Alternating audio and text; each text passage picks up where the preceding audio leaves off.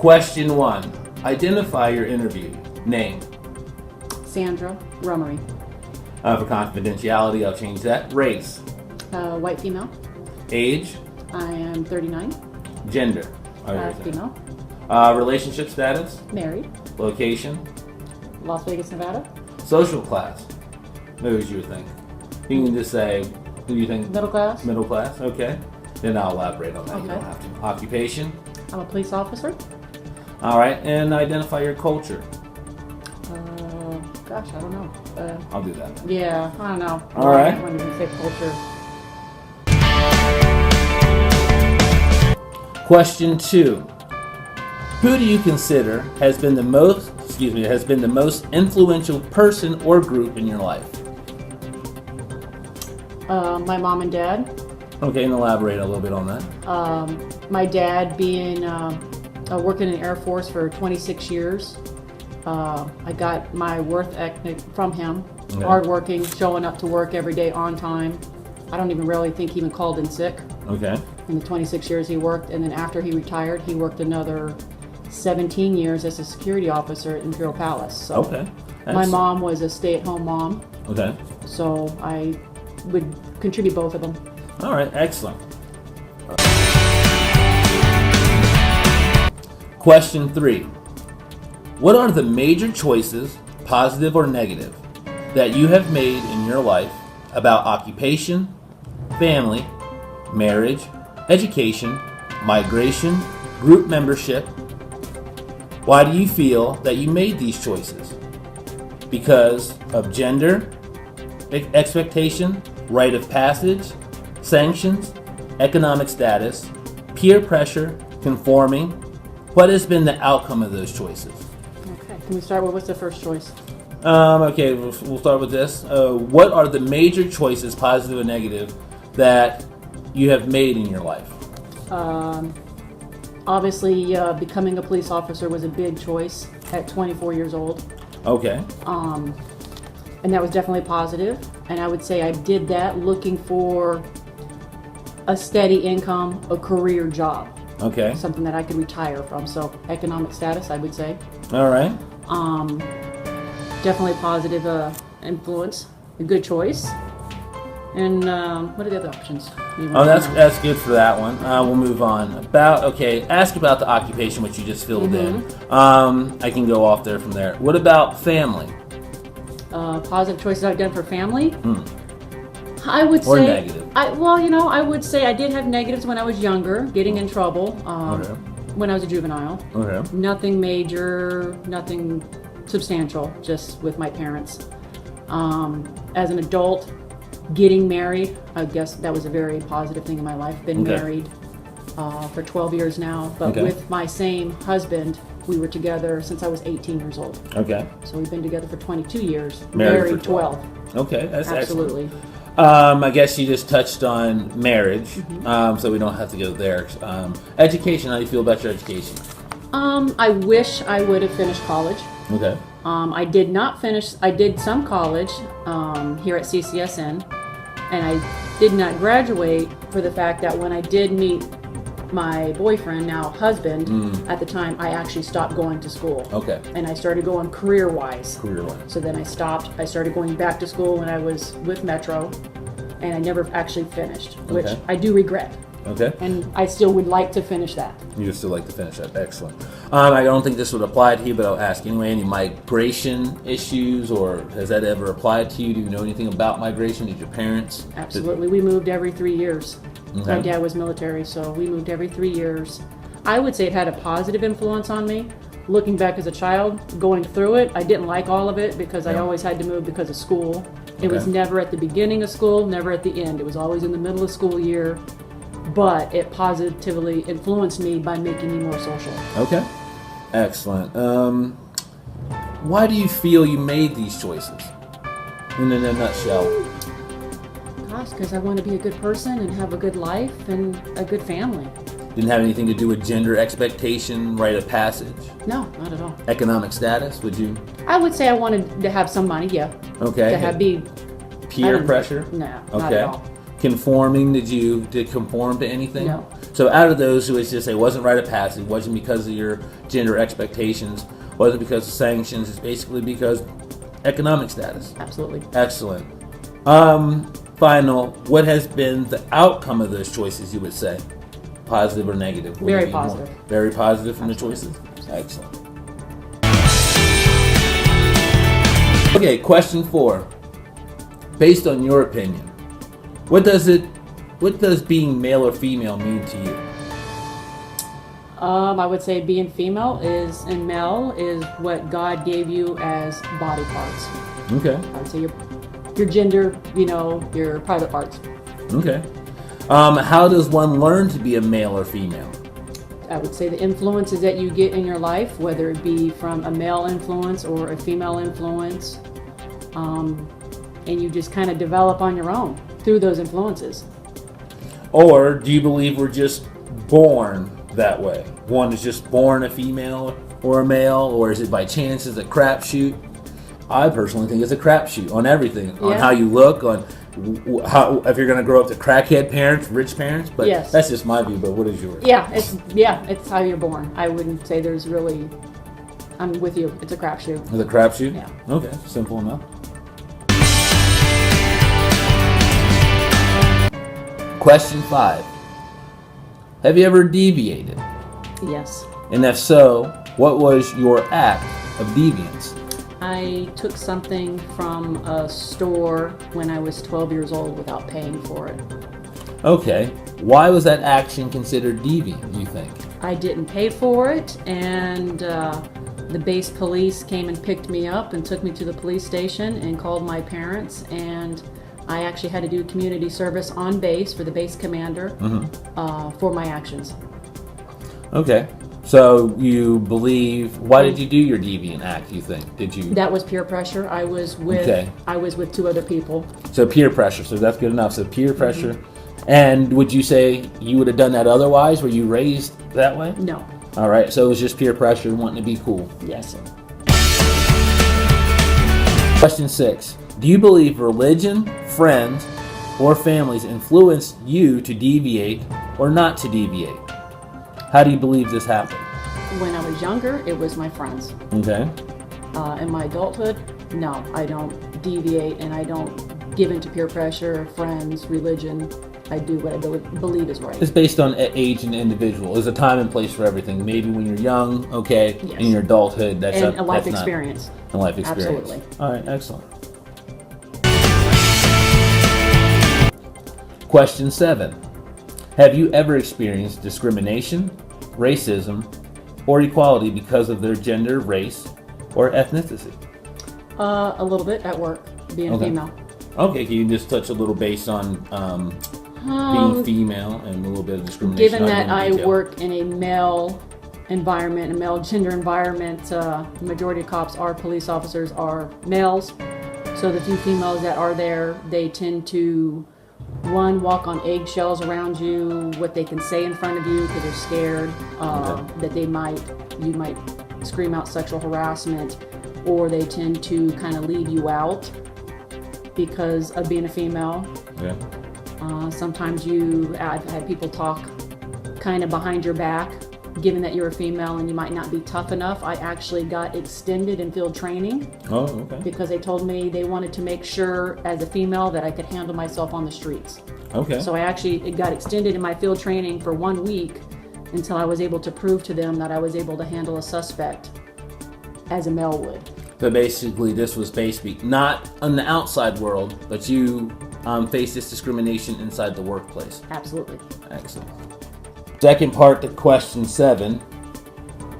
How do you think you reacted to this? What was... When they extended me, I was extremely upset. I pretty much told them if they wanted to see me fight, if I could handle myself, then in a training environment, I would be willing to show myself to my training officers that I'm willing to fight on the mats, in a safe environment if that's what they needed to see. But yeah, I was extremely upset. Went home, expressed it to my husband, and the next, within a few days, I ended up not getting extended because I had a situation where I ended up proving to them that I wasn't.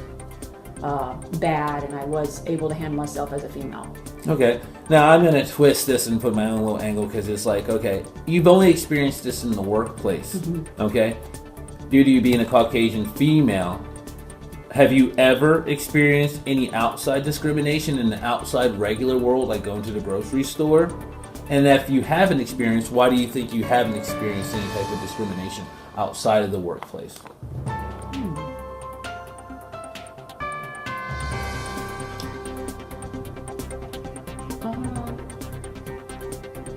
The only discrimination I did remember feeling when I lived in England, and it was based on me being American. Okay. And they would call me Yankee and stuff like that and tell me to go back to my country, but that's pretty much I can remember. So we actually say this was like an actual global discrimination. You left one continent, went to another, and it wasn't because of your skin, it wasn't because of your gender. It actually was because of where you were from, what nation you were from. Absolutely. That's interesting. All right, well, thank you for sharing that. Question 8. If you had a chance to, what would you change about your life and why?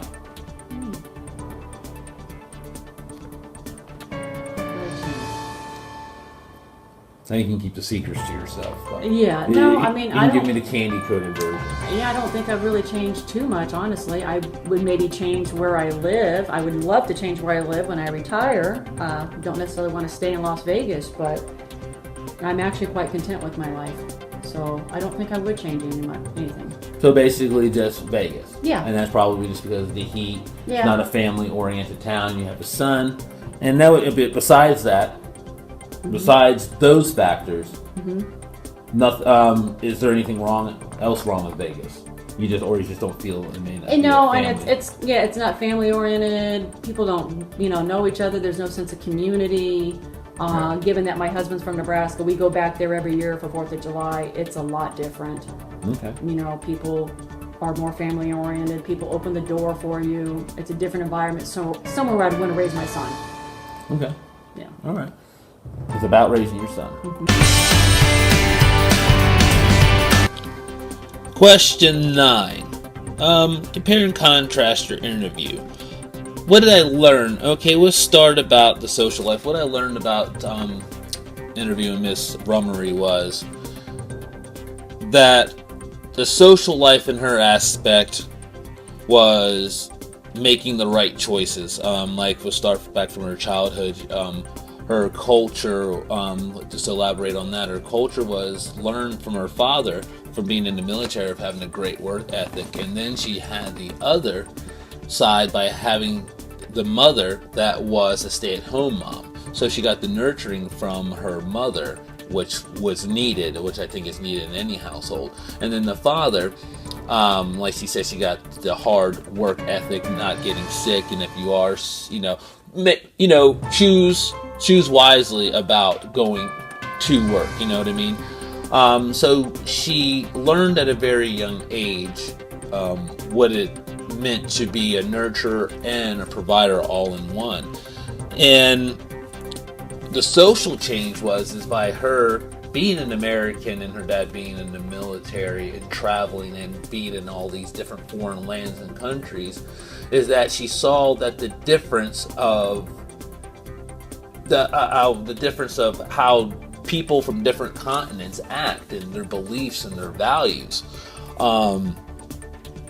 She learned values when she was overseas. She learned values that were very different from the values that she was raised upon here in the States. And that to her was a cultural shock. You know what I mean? That she had to adapt, and she was the product of discrimination from being from a different land. And the social cause and consequence of human behavior, which touch base on that and how we can compare when she was overseas and how she was in the workforce and being on the States. And the social consequence over there, as being a Caucasian female overseas, it was a global discrimination, not due to her color or her ethnic background. It was due was due to where she was from, due United States, like when she made that reference when she was called Yankee. And then let's talk about in the States, the social cause and the consequence of human behavior. She is a Caucasian middle-class female, but inside her workplace, because it's a male-dominant situation, that she was discriminated against not because of her color or her ethnic background, but because of her gender. And then, but on the outside world, I asked her, I said, as being a Caucasian female, have you ever experienced any racism or discrimination, like I stated in the question previous, like at a grocery store, a gas station, so forth and so on? And she paused. And she's never felt that type of discrimination from being a white female, other than being overseas, which was a global based on where she was from, and it had nothing to do with her skin or her beliefs or values. And here in the States, the consequent human behavior, she was in a more man-dominant, like I said, situation, and that's where she felt discrimination. But on the outside world, she's never felt that. So I guess it's just depending on the individual, on the groups that you come in interaction with throughout the course of your life, where the consequence